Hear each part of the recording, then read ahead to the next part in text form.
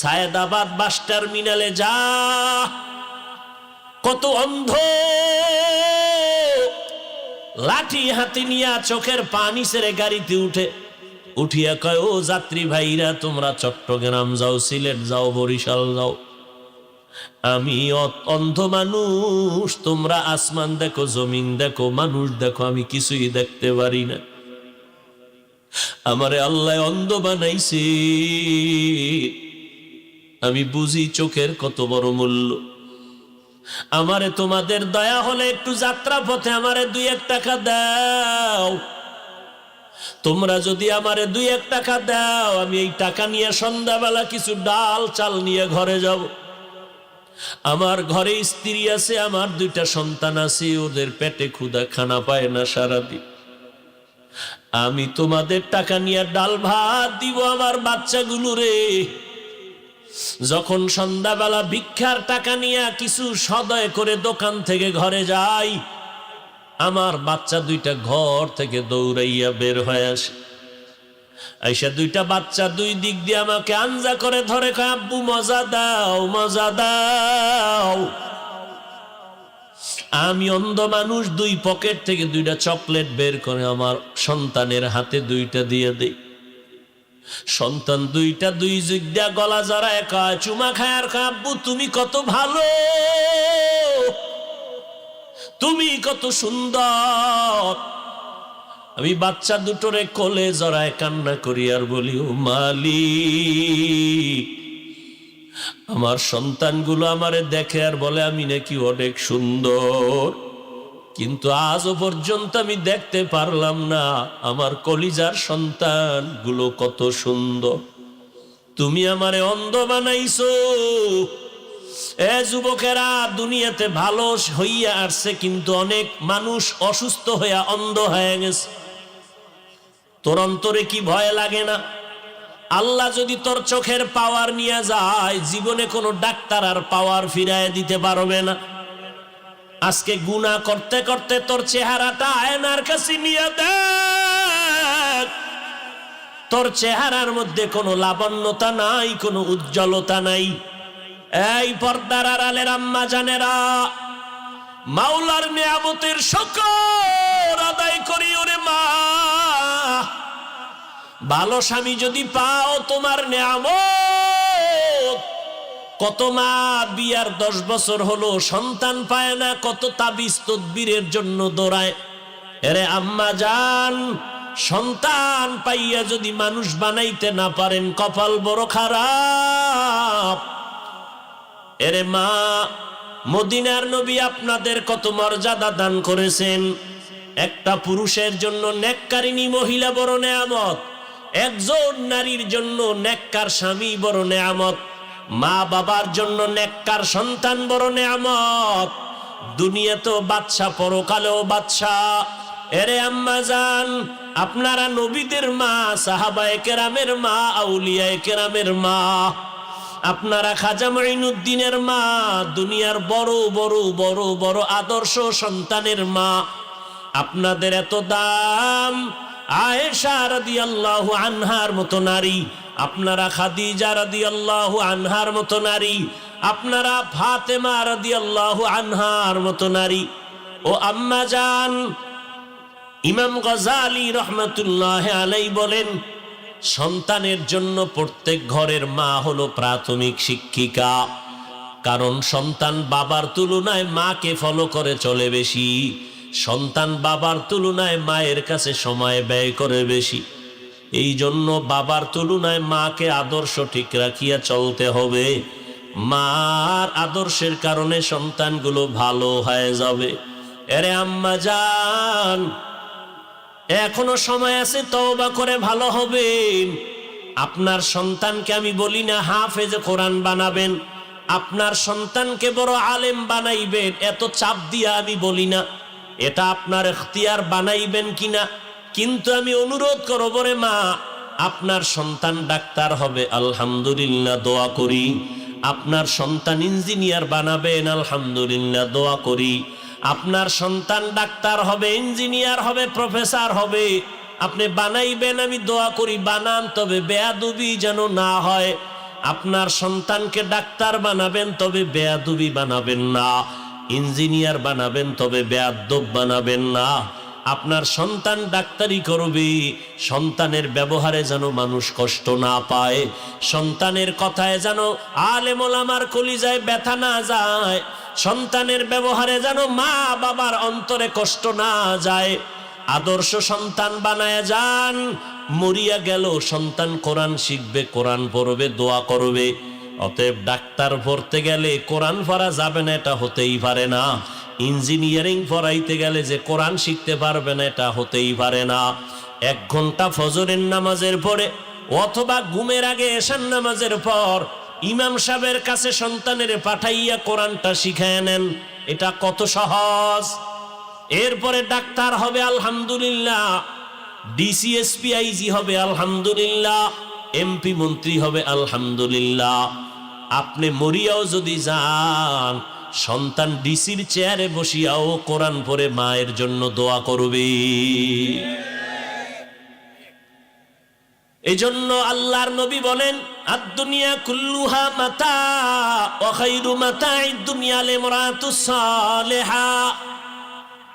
দুনিয়ায় যা কিছু আছে সব হলো সম্পদ, আর এই সম্পদের মধ্যে দামি সম্পদ হলো নেককারিনী নারী। এই আম্মা জান, ও এলাকার মুসলমান, যারা 5 বেলার নামাজ পড়নেওয়ালা একটা স্ত্রী ঘরে পাইছেন, সেজদায় পড়ে দোয়া করেন, শুকর আদায় করেন, আপনার মতো ভাগ্যবান পুরুষ এই জমিনের মধ্যে নাই। এরে আল্লাহর বান্দারা, কিন্তু কপাল খারাপ, মাওলায় অনেক সময় অনেকের নেয়ামত দেয় পরীক্ষার জন্য। বান্দা পরীক্ষায় নেয়ামত ধরে রাখতে পারে না, বরং পাইয়া আরো গাদ্দারি করে। গরিবী হালাতে খুবই মাওলারে ডাকছে, মাওলায় যখন টাকা দিছে মাওলারে ভুলে গেছে। আছে না নাই? আরে আল্লাহর বান্দা, যখন তোমারে কেউ চিনত না, তুমি অত্যন্ত দুর্বল। এখন তোমারে আল্লাহ পাক চেয়ারম্যান বানাইছে, মেম্বার বানাইছে, ভালো আলেম বানাইছে, মাদ্রাসার বড় ওস্তাদ বানাইছে, কিন্তু এখন তোমার ব্যবহার শুনলে মানুষ কষ্ট পায়। তোমার জবানে এখন মিষ্টি নাই, শুধু আঘাত আর আঘাত। আল্লাহর বান্দাকে আমার আল্লাহ একটা নেককারিনী মহিলা দান করছেন স্ত্রী রূপে, কিন্তু লোকটা বড় গাদ্দার, ভালো স্ত্রী পাইয়া নিয়ামত ধরে রাখতে পারে নাই। ওই আল্লাহর বান্দি ভালো বাবার সন্তান, ঘরে আসছে 5 বেলার নামাজ, 1 বেলার নামাজও বন্ধ নাই। স্বামী নামাজ পড়ে না, কিন্তু স্ত্রী নামাজ পড়ে। ঘরের মধ্যে সবসময় ওযুর সাথে থাকে। আল্লাহর বান্দি ঘরের মধ্যে যতবার খানা পাকায়, বিনা ওযুতে পাকায় না। ঘরে থাকে, ঘুমের টাইম ছাড়া মাথার ওড়না পরে না। আল্লাহরে পাওয়া এত সহজ? বড় কঠিন রে বাবা। কয়জন আল্লাহর আশেক দাঁড়ায় বলবেন, আমার ঘরের স্ত্রী ওযু ছাড়া রান্না করে না, আমার ঘরের মহিলা মাথার কাপড় কখনো ফালায় না। এত সোজা না রে বাবা। নামাজের দ্বারাই এবাদাতে মজা লাগে না কেন? কয় বেনামাজির পাক খাইছি। মজা পাই না কেন? বেপরদাওয়ালা নারীর পাক খাইছি, ভাল লাগে না। ইমানের পয়েন্ট কমতেছে, ইমানের রুহানিয়ত কমতেছে। ও আল্লাহর বান্দা, নবীজি বলেন, যেই মহিলা ঘরের মধ্যে মাথায় কাপড় রাখে না, ওই ঘরে রিজিকের বরকত থাকে না। তার মানে নামাজ বাদ দিয়ে কাপড় পেছাও। ওই আল্লাহর বান্দি সময় মতো নামাজ পড়ে। আপনার সন্তান আপনার জানাজার ইমামতি করবে, আপনার সন্তানের পেছনে মানুষ দৌড়াইবে, দোয়ার জন্য লাইনে দাঁড়াবে। এরে আম্মা জান, কয়দিন আর স্বামীর টাকা নিয়ে মার্কেটে বাহাদুরের মতো ঘুরবেন, বেগানার মতো ঘুরবেন? সাদা কাফনের যেদিন প্যাকেট হয়ে যাবেন, ওই দিন টের পাইবেন সন্তান কই গেল, টাকা পয়সা কই গেল। আল্লাহর বান্দি রোজা রাখিয়াও স্বামীর আদেশ স্বামীরে রান্না করে খাওয়াইতে হবে। আল্লাহর বান্দি স্বামীরে রোজা রাইখা রান্না করে খাওয়ায়, কিন্তু বেয়াদবি করে না, মালিকের কাছে নামাজ পড়ে পড়ে দোয়া করে, আল্লাহ তুমি এমন একজন স্বামী দিছো আমারে, এক বেলার নামাজও পড়ে না, রোজাও রাখে না, কিন্তু স্বামীর পায়ের নিচে আল্লাহ পাক সেজদার হুকুম দিছে, যদি হালাল হইতো তো দেওয়া লাগবে। স্বামীর জন্য তুমি এত মর্যাদা দিনারে মালিক, আমি বেয়াদবি করি না, তুমি হেদায়েতের নূর স্বামীর সিনায় দাও। ও আল্লাহ, আমার স্বামীকে হেদায়েত দাও, আমার স্বামী যেন তোমার গোলাম হইয়া যায়। ঘরের থেকে বাইরে যায়, স্ত্রী দোয়া করে, ও আল্লাহ আমার স্বামীরে হেফাজত করো, আমার স্বামীর চাকরি ব্যবসায় তুমি বরকত দিয়া দাও। কয়জন ঘরের মা আছেন যে স্বামীর জন্য দোয়া করেন, মালের জন্য, ব্যবসার জন্য দোয়া করে? মা উল্টা দিকে চলে, স্বামী কামাই করে, টাকা নিয়ে পার্কে পার্কে দৌড়ায়। আমার আম্মা জানেরা, স্বামীর ঘামের টাকা দিয়া আম্মা জান গুনার কাজে টাকা খরচ করে। স্বামী তো বেচারা নিজে খাওয়ার জন্য কোনো স্বামী কষ্ট করে না, দিন রাত্র গাধার মতো স্বামী বেচারা রাস্তায় দৌড়ায়, রাত্র নাই দিন নাই ঘুম নাই, সব স্ত্রী পরিবার সন্তানের আরামের জন্য করে। কিন্তু আম্মা জানেরা মূল্য দেয় না। স্বামীরে কয়, স্বামী আমার জন্য একটা জিনিস আনবানি, স্বামীর পকেটে একটা টাকাও নাই, তারপরও কয় আসবো, নিয়ে আসবো। জানতে দেয় না যে আমার পকেটে টাকা নাই। বাজারে যাইয়া ঘুরে, আমার বন্ধু কই, আমি কিছু টাকা ধার নেওয়া লাগবে, কারণ আমার স্ত্রীর ওয়াদা দিয়েছি, স্ত্রীর মন রক্ষা করা লাগবে। ও আম্মা জান, তুমি জানো না স্বামী তোমার জন্য কি পরিমাণ ত্যাগ স্বীকার করলো, এত কষ্ট করে। আল্লাহর বান্দা বন্ধুর কাছে টেলিফোন করলো, 1000 টাকা দাও, টাকা নাই। এভাবে কয়েকজনের কাছে ঘুরে ঘুরে অল্প টাকা নিয়ে স্ত্রীর জিনিসটা নিয়ে আসছে, নিয়ে স্ত্রীর হাতে দিছে। স্ত্রী খুশি, স্বামী বেচারা টেনশন, আমি ধার করা টাকা কেমনে দিব। ওয়াদা দেওয়া আছে 5 দিন পরে দেওয়া লাগবে। ঠিক ওয়াদার দিন পাওনা দাঁড়ায়, কয় বন্ধু টাকা দে, কয় ভাই একটা দিন সময় দাও। গালাগালি শুরু করছে। স্ত্রী শুনে কয় কি ব্যাপার, লোকটা গালি দেয় কেন? কয় টাকা ধার আনছি। কেন? কয় আমার একটা কাজে আনছিলাম। তো কয় না, তোমার মন রক্ষা করার জন্য আনছিলাম। এরে আম্মা জান, ওই আল্লাহর বান্দি, এত বড় নামাজি বান্দি, স্বামীর জন্য দোয়া করে, আল্লাহ ব্যবসায় বরকত দাও, কিন্তু অকৃতজ্ঞ বেঈমান একটা নেককারিনী স্ত্রী পাইয়া শুকর আদায় করলো না। কপাল বড় খারাপ। মাওলায় দিছিলেন দয়া কইরা একটা ভালো মহিলা, কিন্তু ধৈরা রাখতে পারে নাই নিমক হারামে। নবীজি বলেন, দুনিয়ার সব লোভ হলো ধ্বংসের কারণ। নমরুদ ধ্বংস হওয়ার পেছনে দুনিয়ার লোভ, ক্ষমতার লোভ। ফেরাউন ধ্বংস হওয়ার পেছনে ক্ষমতার লোভ। কারুন ধ্বংস হওয়ার পেছনে সম্পদের লোভ। এরকম ক্ষমতার লোভে পড়ে কত মানুষ ধ্বংসের পথে চলে যায়। টাকার লোভে পড়ে মানুষ ধ্বংস হয়ে যায়। যৌবনের লোভে পড়ে নামাজ নাই, রোজা নাই, তেলাওয়াত নাই। আল্লাহর নবী বলেন, সাবধান, দুনিয়ার সবাইকে বেজার করা যাবে, আমার আল্লাহকে অসন্তুষ্ট করা যাবে না। আল্লাহর হুকুমকে অমান্য করে যারা, এরা সব দুনিয়াদার, স্বার্থপর, লোভী। আর অন্যের হুকুম মানে নেতার হুকুম, মা বাবার হুকুম। বলে এক কথায় জবাব, দুনিয়ার সবার হুকুম মানা যাবে না আল্লাহকে বেজার করে। হায়াতের মালিককে, রিজিকের মালিককে, ইজ্জতের মালিককে। মানুষ তো এই 3টা জিনিস খুঁজে, এই 3টা চায়। সব দুনিয়াদারেরা এই 3টা চায়। সম্মান চায়, হায়াত চায়, বেশি দিন বাঁচতে চায়, আর ভালো খানা দানা চায়। এই 3টা কার হাতে? জোরে বলো। ইয়া আইয়ুহান নাস আনতুমুল ফুকারাউ ইলাল্লাহ ওয়াল্লাহু হুয়াল গানিয়ুল হামিদ।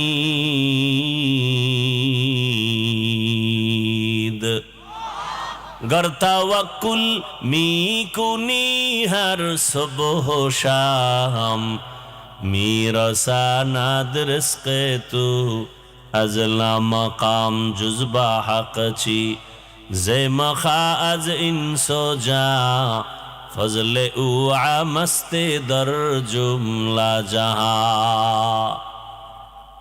उलामाए केरामेर काছে আল্লাহর কোরআন আর হাদিস আর ইসলাম কিয়ামতের আগের দিন পর্যন্ত আর কোনদিন নবী আসবেন না দাওয়াত দিতে, সাহাবায়ে কেরাম আসবেন না, আইম্মায়ে কেরাম আসবেন না, বড় বড় বড় বড় আল্লাহওয়ালারাও আসবেন না। কিয়ামত পর্যন্ত এই জাতিকে শান্তির ঠিকানা দেখাবেন, জান্নাতের নিরঙ্কুশ পথ যারা দেখাবেন তারা একমাত্র উলামায়ে আহলে হক। কারা কারা আহলে হক শব্দটা বলবেন, কারণ ওলামাদের মধ্যে বিশাল এক বাহিনী আছে, এরা বাতিল নাই। বিশাল এক বাহিনী রাসূল বলে গেছেন ১৫০০ বছর আগে, আলেমদের মধ্যে এক বাহিনী হবে তারা বাতিল। নাম দিবে আলেম, কাজ করবে আল্লাহর বিরুদ্ধে, কোরআনের বিরুদ্ধে, ইসলামের বিরুদ্ধে। এজন্য সাবধান, উলামায়ে আহলে হক এদের কাছে শান্তির ঠিকানা আর কারো কাছে নাই। আপনি মানেন কি না মানেন সেটা আপনার বিষয়, তবে আলহামদুলিল্লাহ উলামায়ে কেরামের মেহনতের ফলাফল একেবারে খারাপ না। আজ বাংলা জমিনে তাকায়া দেখো, ও আমার কলিজার যুবক,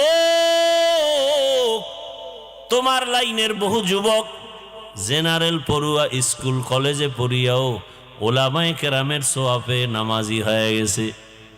আছে না নাই? তোমার কপাল কেন খারাপ? তুমি কেন নামাজ পড়তে পারো না রে বাবা? তোমার মতো যুবক র্যাব, আর্মি, পুলিশ, বিডিআরের চাকরি করে নামাজি দাড়িওয়ালা, ওসি, ডিসি, এসপি, ৫ ওয়াক্ত নামাজি দাড়িওয়ালা, তুমি কেন পারো না? তোমার মতো যুবক জেনারেল লাইনে পড়িয়া নদীর মধ্যে মাছ ধরে নামাজ পড়ে, কৃষি কাজ করে নামাজ পড়ে, শ্রমিকের কাজ করে নামাজ পড়ে, তুমি কেন পারো না রে বাবা? ব্যবসা করে নামাজ ছাড়ে না, চাকরি করে নামাজ বাদ দেয় না, তুমি পারো না কেন? মনে মনে ভাবছো কি ইসলাম মিথ্যা, কোরআন মিথ্যা? তো একটা প্রমাণ দাও। ১৫০০ বছর পর্যন্ত কত মহাপণ্ডিতেরা কোরআনের ভুল বের করার অপচেষ্টা করেছিল, আজও পর্যন্ত একটা ভুল বের করতে পারে নাই। বরং বহু বিধর্মীরা কোরআনের কাছে মাথা নত করে কালেমাওয়ালা হয়ে গেছে। কিন্তু মুসলমান সন্তান, তোমাকে এত বয়ান দেওয়ার পরেও তুমি কেন নবীর আদর্শওয়ালা হতে পারো না? ঢাকা কলেজের বারান্দায় গিয়া দাঁড়াও, তোমার মতো যুবকরা কলেজে ক্লাস করে, মাথায় পাগড়ি, বড় দাড়ি, বড় জামা, পেছন দিক থেকে তাকালে মনে হয় মসজিদের কোনো খতিব, অথচ আরবি পারে না। এই হালাত কেন? বলে উলামায়ে আহলে হকের ছোঁয়া। কি ভাই, কই ভাই তুমি দাড়ি রাখো না কেন? কয় দাড়ির মধ্যেই কি ইসলাম? তাহলে দাড়ি বাপ। ও ভাই টুপি পরো না কেন? কয় টুপির মধ্যেই কি ইসলাম? তো টুপি বাপ। ভাই মদিনার পোশাক পরো না কেন? পোশাকের মধ্যেই কি ইসলাম? তাহলে পোশাকও বাপ। ভাই পর্দা করো না কেন? পর্দার মধ্যেই কি ইসলাম? পর্দাও বাপ। তো ইসলাম কই? এটা হাওয়ায় চলে, হাওয়ায়, হাওয়াই ইসলাম। দাড়ি ছাড়া, টুপি ছাড়া, পোশাক ছাড়া, পর্দা ছাড়া, আল্লাহর বিধান ছাড়া কোনোদিন ইসলাম হতে পারে না, কোনোদিন হতে পারে না। আমরা দাড়িওয়ালা ইসলাম চাই, আমরা টুপিওয়ালা ইসলাম চাই, মদিনার পোশাকওয়ালা ইসলাম চাই। কথা বলেন না কেন? একটা লোক দাঁড়ায় বলো যে দাড়ি কাটলে দুনিয়ার লাইনে কিছু ফায়দা আছে। আল্লাহর কসম আমি দাড়ি কেটে ফেলবো। একজনে বলো দাড়ি কাটলে যৌবন বাড়ে, চেহারা সুন্দর হয়। একশোরায় কয় দাড়ি কাটছি কেন, চাকরি থাকে না। আল্লাহর বান্দা, তুমি যদি দাড়ি রাখলে চাকরি করা যায় না, সেই চাকরি করো কেন? গর্তের পিপিলিকার রিজিক কে দেন? নদীর মাছেরে কে খাওয়ায়? সমুদ্রের প্রাণী কে খাওয়ায়? জঙ্গলের প্রাণীর খানা কে দেন? ওরা দামি না আমরা দামি? ওদের আল্লাহ খানা দিলে আমগো দিবেন না? তো মাখলুকের উপর এত নির্ভর কেন? আল্লাহর উপরে বিশ্বাসটা দুর্বল কেন? র্যাব, আর্মি, পুলিশ, বিডিআর এর মধ্যে দাড়িওয়ালা নাই, তো তোমার সমস্যা কি? দাড়ি কাটা ছাটা দোনোটা কবিরা গুনাহ, হারাম। 24 ঘন্টার সেকেন্ডে সেকেন্ডে সেকেন্ডে অল টাইম গুনাহ। আর চিকিৎসা বিজ্ঞানীরা, গুগলে সার্চ দাও, চিকিৎসা বিজ্ঞানীরা বলছে নগদ শাস্তি যৌবন চলে যাবে, নগদ শাস্তি চোখের পাওয়ার চলে যাবে।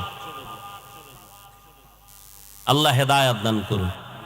সব দুনিয়া, হুব্বুদ দুনিয়া রাসু কুল্লি খাতিয়া। আমি কিন্তু একবারও বলি না সব হুজুর হয়ে যান, বলছি। আমি এতক্ষণ যে কথা বলছি একবারও বলছি আপনারা সব মাদ্রাসায় যান, স্কুলে তালা দেন। মাদ্রাসার বয়ান আলেম ওলামা বানানোর বয়ান, হুজুর বানানোর বয়ান করেনেওয়ালা আমাদের সমাজে আলহামদুলিল্লাহ অভাব নাই। দ্বিতীয়ত আমার দেশে আলেম ওলামা, পীর মাশায়েখ, মুফতি মুহাদ্দিসেরও অভাব নাই। আমার দেশে অভাব আদর্শবান ডাক্তার নাই, আদর্শবান ইঞ্জিনিয়ারের অভাব, আদর্শবান প্রফেসরের অভাব, আদর্শবান ওসি ডিসি এসপির অভাব। আমি এই লাইনটাকে একটু আলাদাভাবে কথা বলি। ও আমার কলিজার যুবক, আজ আমার দেশের ভেতরে থানা, জেলা, ওসি ডিসি এসপি যদি 5 ওয়াক্ত নামাজি হতো, কোরআনের বয়ান চলতো, কোন সুদখোর থেকে অনুমতি নেওয়ার প্রয়োজন হতো না। আচ্ছা আমাকে বলেন, মসজিদ থেকে দামি আর জায়গা আছে কোথাও? তাল মিলেন না, বুঝা শুনে কোন কেন? নেতার অফিস দামি না মসজিদ থেকে? মসজিদের থেকে দামি কোন জায়গা সবাই বলেন আছে? নাই। কেমন দামি? যেখানে কোনো বিড়িখোরেরা ঢোকলে বিড়ি ফেলে দেয়, টুপি ছাড়া মানুষ গেলে টুপি খুঁজে, এমন একটা ঘর, বাহিরে ঝগড়া, সালাম নাই কালাম নাই, তুমি অমুক দল আমি আর এক দল, কিন্তু আল্লাহর ঘরে গেলে কোনো ঝগড়া আছে নাই। এটা নিরাপদ জায়গা, এমন দামি জায়গা, কলিজা ভরা দুঃখ। এত দামি জায়গার সদস্য কেমনে সুদখোরেরা হয়? আছে না নেই? সুদখোরেরা এত দামি জায়গার কেমনে সদস্য হলো? যেই সুদখোর 24টা ঘন্টার সেকেন্ডে সেকেন্ডে তার আপন মায়ের সাথে জিনার গুনাহ।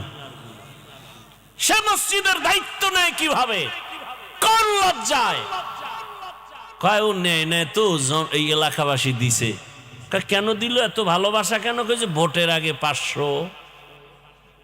কি ভোটের আগে 500 খাইছে, হেরে নেতা বানাইছে, হে এলাকার সব নামি দামি বড় সুদখোর। আল্লাহ যার সাথে ঘোষণা দিছেন আল্লাহ নিজে যুদ্ধ করবেন, সুদের খাতায় যাদের নাম, ওদের হজ কবুল হবে না, নামাজ কবুল হবে না, তেলাওয়াত কবুল হবে না, সালাম কালাম কবুল হবে না, ওরা দান করলে কবুল হবে না, তওবা না করে মরলে চিরস্থায়ী জাহান্নামী। আমি যে আয়াত ও হাদিস পড়েছি, আল্লাহ পাক বলেন আমা খালাকতুল জিন্না ওয়াল ইনসা ইল্লা লিয়াবুদুন। আল্লাহ বলেন আমি জিন ও ইনসানকে সৃষ্টি করি নাই, হ্যাঁ করেছি একমাত্র ইবাদতের জন্য। নবীজি বলেন লা তাআতা লি মাখলুকিন ফি মাসিয়াতিল খালিক। আল্লাহকে অসন্তুষ্ট করে পৃথিবীর অন্যের হুকুম মানা হারাম। এ হলো আয়াত হাদিসের তরজমা। হাদিসে পাকে নবী যে কথা বললেন এ বিষয়ে কিছু আলোকপাত করার ইচ্ছা করতেছি। আল্লাহ আমাদের সবাইকে তৌফিক দান করেন। এখলাস ও রুহানিয়াতের সমন্বয়, সহি নিয়তে, সহি তরিকায় সহি কিছু কথা আমাকে বলার, আপনাদেরকে শুনবার তৌফিক আল্লাহ পাক দান করুন। নবীজি বলছেন, আল্লাহকে অসন্তুষ্ট করে পৃথিবীর অন্যের হুকুম মানা কি হারাম? এখানে প্রথম কথা হলো, দুনিয়াতে আল্লাহর হুকুমকে অমান্য করে এই মানুষগুলো কারা, এদেরকে একটু চিহ্নিত করা উচিত। দ্বিতীয়, যারা আল্লাহর হুকুম অমান্য করে অন্যের হুকুমকে প্রাধান্য দেয়, সে অন্য কারা, এটাও আমাদের একটু চিনতে হবে। তৃতীয়ত, আল্লাহকে অসন্তুষ্ট করা যাবে না, তার কারণ কি? এটা হাদিসের বিষয়ের উপরে কয়েক মিনিট কথা। দুনিয়াতে সবাই শান্তি চায়, হিন্দু, বৌদ্ধ, ইহুদি, খ্রিস্টান, মুসলমান, কিন্তু ঠিকানা নিয়ে মতবিরোধ। শান্তি চায় এ কথায় কোনো মতবিরোধ। হিন্দুরাও শান্তি চায়, বৌদ্ধরাও শান্তি চায়, আবার মুসলমানের মধ্যেও শান্তি। ঠিকানা এক একজনের এক এক রকম। হিন্দুরা বলে শান্তির একমাত্র ঠিকানা হাতের বানানো ৩৩ কোটি দেবদেবীর পূজা করো, তো শান্তি চলে আসবে। খ্রিস্টানরাও শান্তি চায়, ঠিকানা ভিন্ন। ঈসা নবীকে আল্লাহর পুত্র বলো, শান্তি চলে আসবে। ইহুদিরাও শান্তি চায়, বলে ফেরেশতাকে আল্লাহর কন্যা সন্তান বলো, শান্তি চলে আসবে। আচ্ছা, এদের এক একজনের ঠিকানা আলাদা কেন? এর সংক্ষেপ জবাব, এদের ধর্ম আলাদা, ঠিকানাও আলাদা। আচ্ছা, আমাদের মুসলমানের ধর্ম কি আলাদা? এই কথা বলেন, আমাদের ধর্মের নাম কি? আপনারা কি ইসলামের অনুসরণের মানুষ তো না? দিলে কোনো ঝামেলা আছে? তাহলে আমাদের ধর্ম দুই না এক? আল্লাহ, নবী, কোরআন, হাদিস, কাবা, কালেমা। তাহলে আমাকে ঠিকানাও হবে এক। আমাদের মাঝেও ঝামেলা। একদল বলে, খেয়াল করেন, আমাদের মাঝে একদল বলে শান্তি যদি পেতে চাও তাহলে মুজিব সৈনিকের ফরম ভর্তি করো। মুজিব সৈনিকের ফরম কি করো? পূরণ করো, ভর্তি হও, তাহলে শান্তি পেয়ে যাবে। মুজিবের আদর্শ লালন করো, শান্তি পেয়ে যাবে। আবার এই ভাই কথা বললেন না, এক তো সাউন্ড নিয়ে আসি, কষ্টে ডিস্টার্ব করেন না। আবার একদল বলে না, ও সব জাহান্নাম। তো শান্তির ঠিকানা কি? বলে জিয়াউর রহমান সাহেবের আদর্শের ফরম পূরণ করে জিয়ার সৈনিক হয়ে যাও, তাহলে শান্তি চলে আসবে। আছে না নাই? নাই, বানায় বলতেছি। শোনেন, আমি এখানে যত মিনিট কথা বলবো এবং যতটা কথাই বলবো, আমার মূল একটা টার্গেট নিয়ে তো কথা বলতে হবে। আমার মূল টার্গেট ইসলাম। কি? ইসলাম। আমার জীবনের মূল ইসলাম। আমার আল্লাহ, আমার রসুল, আমার কোরআন, আমার হাদিস, এগুলোকে ঠিক রেখে আমার কথা। আমি কোনো ব্যক্তির পক্ষে বিপক্ষে, দলের পক্ষে বিপক্ষে বলবো না। কোরআনে যা আছে তাই বলবো। কি ভাই? কোরআনে যা নাই তা বলা যাবে না। কোরআনে যদি রাষ্ট্রনীতির কথা থাকে বলতে হবে না? কোরআনে যদি অর্থনীতির কথা থাকে বলতে হবে না? আপনাদের ধারণা কি কোরআনে কিছু আছে কিছু নাই? হ্যাঁ, তো কেন বলেন কোরআনে রাজনীতি নাই? মানে সব নীতি আল্লাহ দিছেন, অর্থনীতি, সমাজনীতি, পরিবার নীতি, আল্লাহ সব দিছেন। শুধু রাষ্ট্রনীতি দেওয়ার ক্ষেত্রে আল্লাহ ভুলে গেছেন। হ্যাঁ, তা কোরআন শরীফ কি দুর্বল? কেন বলেন কোরআনে এটা নাই সেটা নাই? খোলামেলা বলতে পারেন যে আপনারা যে চান্দাবাজি আর দান্দাবাজি করেন এটা ইসলামেও নাই, কোরআনেও নেই, এটা বলেন। চুরি ডাকাতি দুর্নীতি এটা ইসলামে নাই, কোরআনে। সুদ ঘুষ হত্যা খুন ধর্ষণ এগুলো ইসলামে, কোরআনে নাই, এগুলো বলেন। সুলাইমান পয়গম্বর গোটা দুনিয়া পরিচালনা করেন নাই, এটা কোরআনে আছে। ইউসুফ নবী মিশরের অর্থমন্ত্রী হয়ে দায়িত্ব পালন করেন নাই, কোরআনে আছে। আপনার আমার রসুল মদিনার রাষ্ট্র পরিচালনা করেন নাই, কেন বলেন ইসলামে রাজনীতি নাই? হ্যাঁ, আপনার মতো নাপাক রাজনীতি ইসলামে নাই।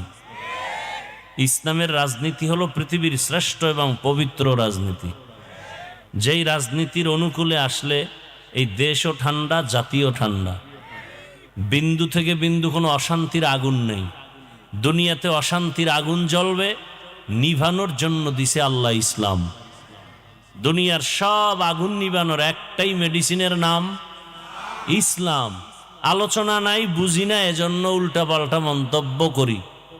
আল্লাহ আমাদের বুঝার তৌফিক দান করেন। হুজুর কোরআন হাদিসের বাইরে ওয়াজ করবেন না। কোরআন হাদিসের বাইরে, কোরআন হাদিসের বাইরে কি ওয়াজ আছে? এই তারছেরা মানুষগুলো আসলে স্বার্থপর, দুনিয়াদার। কোরআন হাদিসের বাইরে বয়ান করবেন না বলে বুঝাচ্ছে যে আপনি যা মনে চায় তাই বলেন। আমি গায়রুল্লাহর গোলামি করি, এর বিরুদ্ধে বলবেন না। আমি সুদ খাই, এর বিরুদ্ধে বলবেন না। আমি ঘুষ খাই, এর বিরুদ্ধে বলবেন না। আচ্ছা বলেন তো, কোরআন হাদিস কি সুদখোরের পক্ষে, ঘুষখোরের পক্ষে, চান্দাবাজের পক্ষে, ধান্দাবাজের পক্ষে? সত্য কথাটা বলেন। এখানে অনেকে দাড়ি নাই, টুপি নাই, নামাজ নাই, এরকম লোক আছেন না? আল্লাহকে সাক্ষী রেখে বলেন আল্লাহকে ভালোবাসেন। আমি সেই কথাই বলতেছি। আমি কোনো দলের দায়িত্বশীল না, আর দালাল হয়েও আসি নাই। আমি কোরআনে যা আছে তাই বলতেছি। কোরআন হাদিস কি বেনামাজির পক্ষে? বলেন। খুনি ধর্ষকের পক্ষে? তা কোরআন হাদিস অনুযায়ী বয়ান করলে তো আমাকে সুদখোরের বিরুদ্ধে বয়ান করতে হবে। কোরআন হাদিসের বয়ান করলেই তো ঘুষখোরের বিরুদ্ধে বলতে হবে, চান্দাবাজের বিরুদ্ধে বলতে হবে, খুনি দুর্নীতিবাজের বিরুদ্ধে বলতে হবে। এটাই তো ইসলাম। বড় কঠিন হালাত। তাহলে শান্তি সবাই চায়, ঠিকানা নিয়ে কি দ্বন্দ্ব? আল্লাহ সবাইকে সহি বুঝ দান করেন। সবাই আমরা কম বেশি বয়ান জানি, শুধু বুঝের অভাব। কিসের অভাব? দেখেন, আপনিও মুসলমান, আমিও। আপনাদের আল্লাহ আমার আল্লাহ, আপনার আমার কোরআন, কাবা এক, ধর্ম এক, কালেমা এক, সব এক। তাহলে আপনি টুপি পরেন না, আর আমি টুপি ছাড়তে চাই না, লজ্জা। আর আপনি টুপি পরতে চান না। আমি দাড়ি কাটতে চাই না, লজ্জা। আর আপনি দাড়ি রাখতে চান না, লজ্জা। আমি মসজিদে না ঢুকলে লজ্জা, আর আপনি ঢুকতে, আপনি ভিআইপি মুসলমান। আমি পর্দা না করলে লজ্জা পাই, আর আপনি পর্দা করতে গেলে লজ্জা পান। হ্যাঁ, বড় কঠিন হিসাব। আপনাকে টুপির জন্য আলাদা বয়ান দিতে হচ্ছে। একই আল্লাহর গোলাম মুসলমান, আপনাকে দাড়ির জন্য আলাদা বয়ান দিতে হয়। তাও আপনি মেনে নেন না, মনে মনে আবার রাগ করেন। এই বয়ান কেন করে? আপনার ইমার্জেন্সি রুগী, যেই ঔষধ, রোগটা মারাত্মক, এর ঔষধই তো দিতে হবে আগে। আল্লাহ হেদায়াতের দৌলত দান করেন। তো নবী বলেন আল্লাহকে অসন্তুষ্ট করে ভিন্ন কারো হুকুম মানা যাবে না। যেই লোকগুলো আল্লাহর হুকুমকে অমান্য করে অন্যের হুকুম মানে, তারা কারা? এক কথায় জবাব, তারা দুনিয়া লোভী, স্বার্থপর। তারা দুনিয়া লোভী, স্বার্থপর। রসূল এক হাদিসে বলেন, قال النبي صلى الله عليه وآله وسلم حب الدنيا رأس كل خطيئة দুনিয়ার লোভ আর ভালোবাসা সব ধ্বংসের কারণ। দুনিয়ার লোভ ধ্বংসের কারণ। এই লোভ আবার তিন প্রকার: হুব্বে যা, হুব্বে মাল, হুব্বে নিসওয়ান। সম্মানের চেয়ারের লোভ, টাকা পয়সা সম্পদের লোভ, যৌবনের লোভ। কয়টা হইল? খুব খেয়াল করিয়েন। সারা দুনিয়ার মানুষ এই তিন লোভে আটকাইলেই আল্লাহকে ভুলে যায়, মানবতা হারিয়ে ফেলে। কয় লোভ? কোরআনে আছে এক বেঈমান ফেরাউনের নাম নমরুদ। নিজেরে খোদা দাবি করলো ফেরাউন, আনা রব্বুকুমুল আলা। একমাত্র ক্ষমতার লোভে পড়ে। কিসের লোভে? প্রবাদ আছে, লোভে পাপ পাবে। ফেরাউনের সব ধ্বংস হলো পরিণামে। নমরুদ ক্ষমতার লোভে পড়ে আল্লাহকে মেরে ফেলার জন্য রেডি হয়ে গেল। সেই নমরুদকে আল্লাহ যে সাইজ করলেন, কত লাখ ফেরেশতা লাগছে?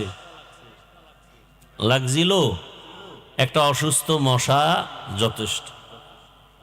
কারুন মুসা নবীর সাথে বেয়াদবি করলো, আল্লাহর বিরুদ্ধাচরণ করলো। কিসের লোভ? সম্পদের লোভ। সকালে এক কথা, বিকালে আর এক কথা। বিষয় কি? বলে তিন লোভের কোনো এক লোভে আটকায় গেছে। হয়তো ক্ষমতার চেয়ারের লোভে উল্টা পাল্টা করে, অথবা টাকার লোভে পড়ে। আবার আমাদের দেশের একজন MBBS ডাক্তার তাসলিমা নাসরিন, সে আল্লাহকে জালেম পর্যন্ত বলেছে। যৌবনের লোভে পড়ে জীবন ধ্বংস। আমাদের এই প্যান্ডেলও এই তিন লোভে আক্রান্ত কেউ নাই? সবাই। আজকে সন্তান মাকে মারে। সোনার বাংলায় কি না দেখি, সন্তান কাকে মারে? মাকে মারে। দুনিয়ার লোভ, হয়তো টাকার লোভ, নয় যৌবনের লোভ, নয় ক্ষমতার লোভ। মা বাধা হলো, মাকে মাইনাস করো। কিন্তু এর মধ্যেও কিছু সৎ ভালো ব্যক্তি আছে না নেই? সারা দুনিয়া আলোড়িত করে গেল। যুবকদের বলছি, তোমার লাইনের এক যুবক সারা দুনিয়া আলোড়িত করে গেল। রক্তের ফোঁটা জমিনে ফেলাইয়া জীবনটাকে বিলীন করে দিয়া দুনিয়াটাকে জাগরণ করে গেল। আর বলে গেল, টাকায় পশু বিক্রি হয়, টাকায় অমানুষ বিক্রি হয়, আমি হাদি টাকায় বিক্রি হই না। কি বিমান? হ্যাঁ, আরে খোদা, তো ডিস্টার্ব। এই যুবকেরা বলো, এ অল্প দিনে ভুলে গেছো সেই যুবকরে না? আচ্ছা বলো তো, তোমরা ফেসবুকের গোলামি করো, বলো। এই ছেলেটা রাস্তা দিয়ে হাঁটে, মানুষ এসে এসে টাকা দেয়। যুবকরা ভাই বলো, দেখছো না? আমি বানায় বলতেছি। আচ্ছা, 50,000 টাকার বান্ডিল। মরণের পরে অ্যাকাউন্ট চেক করা হলো, কোটি কোটি টাকা। যুবকরা বলো, এই ছেলেটা কোনোদিন লাইভে এসে টাকা চেয়েছে?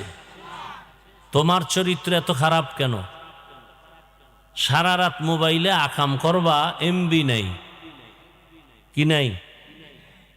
টাকা দরকার, এমবি দরকার, কই পাবা? নিয়ত করলা যে মায়ের টাকা চুরি করব, বাবারটা করব।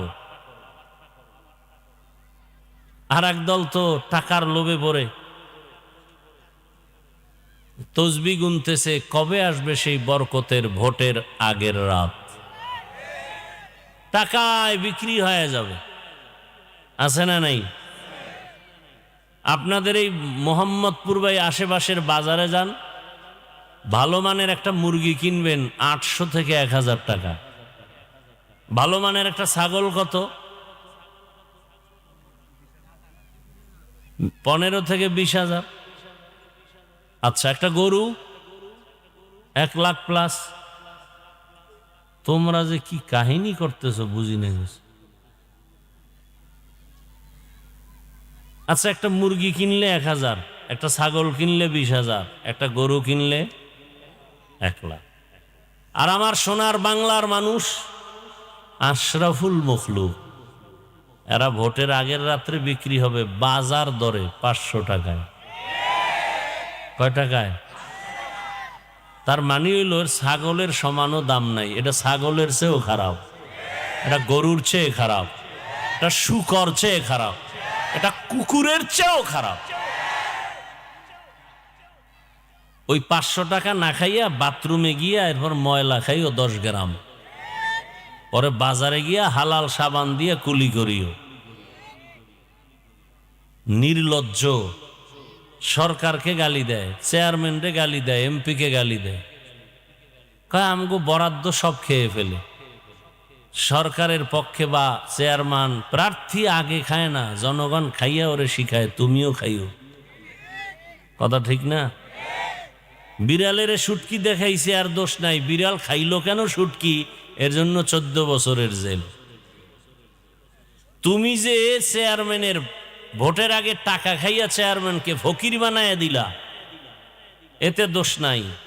চেয়ারম্যান চেয়ারে বয়া তোমারটা খায় কেন, সেই দোষ। জনগণ হারামি হলে নেতারাও হারামি হয়। জনসাধারণ মানুষ যদি নামাজি হয় নেতারাও নামাজি হতে বাধ্য। চেয়ারে বয়ে মদ পান করে কেন, কয় জনগণেও মদ পান করে। গাছ যেমন ফল তেমন। আমি ভালো মানুষ, আমি নামাজি, আমি চোরকে কোনোদিন সাপোর্ট দিব না। তাহলে চোর আমার সামনে নেতৃত্ব দিবে কিভাবে? ওই 500 টাকার লোভে। কিছুদিন পরে দেখে নিজের বউয়ের উপরে হামলা, মাইয়ার চরিত্রের উপরে হামলা। চিল্লায় এমন কেন, বলে 500 টাকায় সব কিনে নিয়েছি না তোর 14 গোষ্ঠী। ভোটের আগের রাত্রে তোর ইজ্জতকে কেনা হয়েছে 500 টাকায়। এরা মানুষ না, এরা অমানুষ। মানুষ কোনোদিন টাকায় বিক্রি হতে পারে না। আফসোস, বড় আফসোস। আপনি একটা ভোট দিবেন আমানত, তবে আপনি ভোট যাকে দেন ভালো করে মনে রাখবেন, লিখে রাখবেন, বাধাই করে রাখবেন, শান্তির একমাত্র ঠিকানার নাম ইসলাম। যতদিন পর্যন্ত জমিনে ইসলাম আসবে না ততদিন পর্যন্ত জমিন শান্ত হবে না। আর ইসলাম কি কোরআন হাদিসের মধ্যে না বাইরে? বাইরে। আচ্ছা, কোরআন হাদিস ভালো বুঝে কারা? ডাক্তার, প্রফেসর না ওলামায়ে কেরাম? ওলামায়ে কেরামের কাছে কোরআন আছে, হাদিস আছে। এরা কোনোদিন কারো উপরে জুলুম।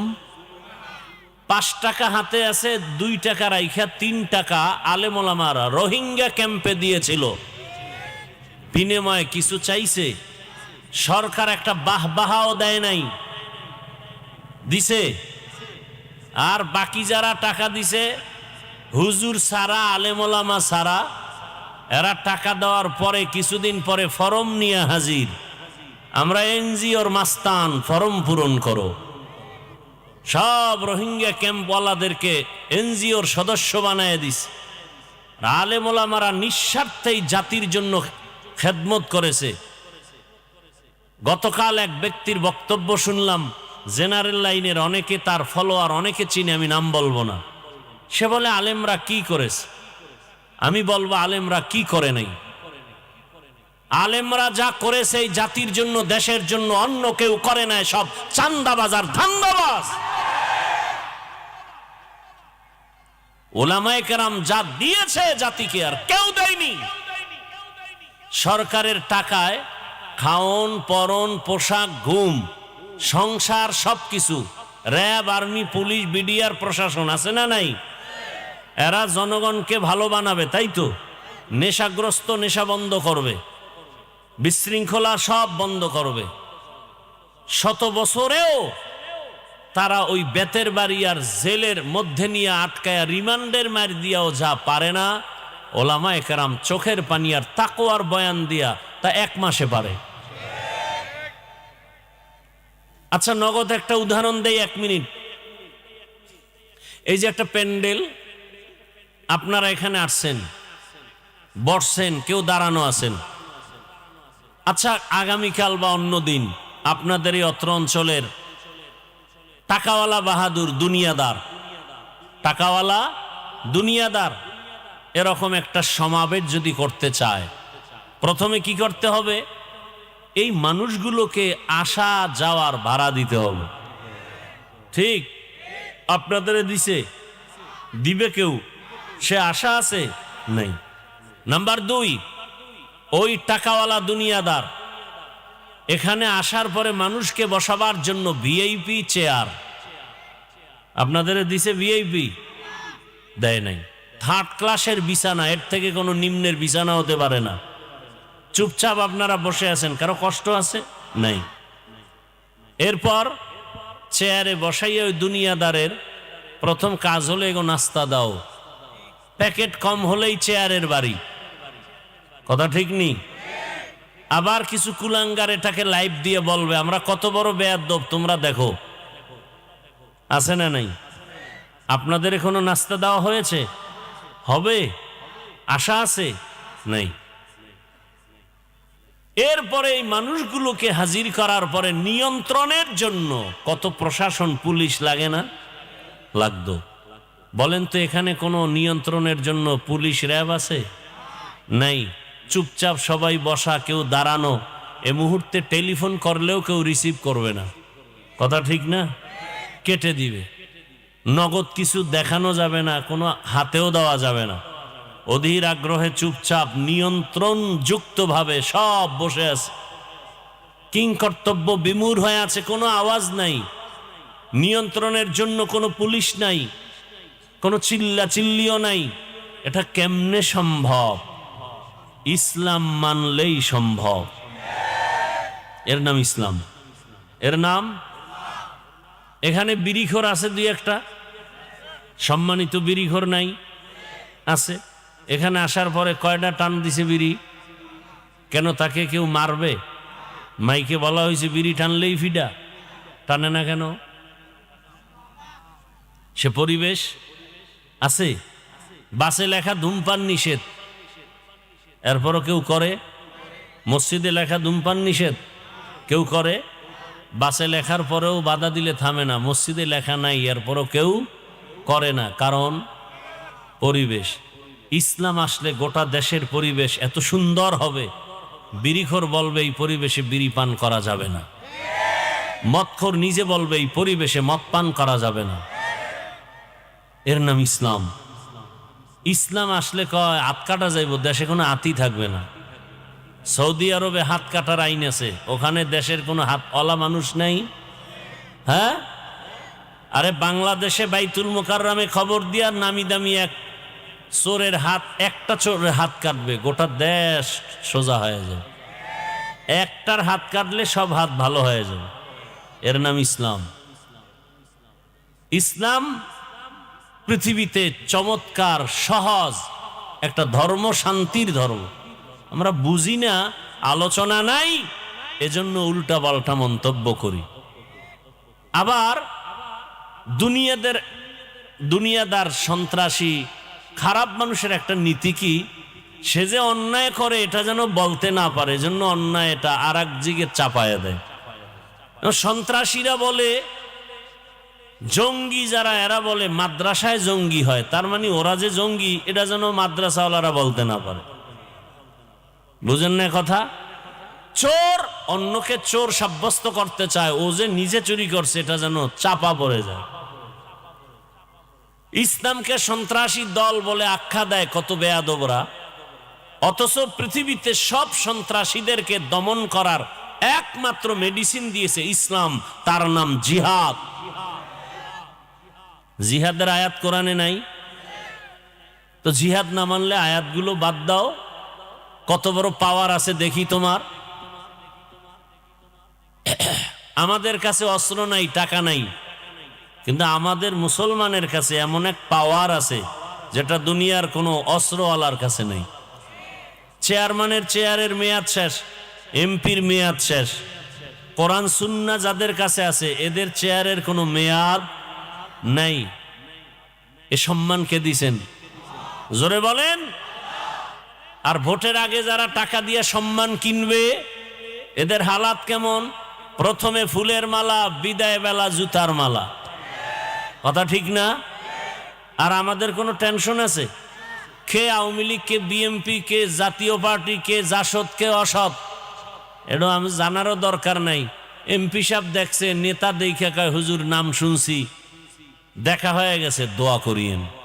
আর আপনারা দলের পিছনে জীবন দিয়া দেন, চেয়ারে বসার পরে দেখা করতে গেলে সিরিয়াল পাইতে 1 মাস। আর আমগো দেখলে কয় হুজুর দোয়া করিয়েন।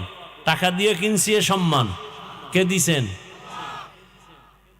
আল্লাহর দেয়া সম্মান যদি পান, দুনিয়াতেও বাদশা, আখিরাতেও বাদশা।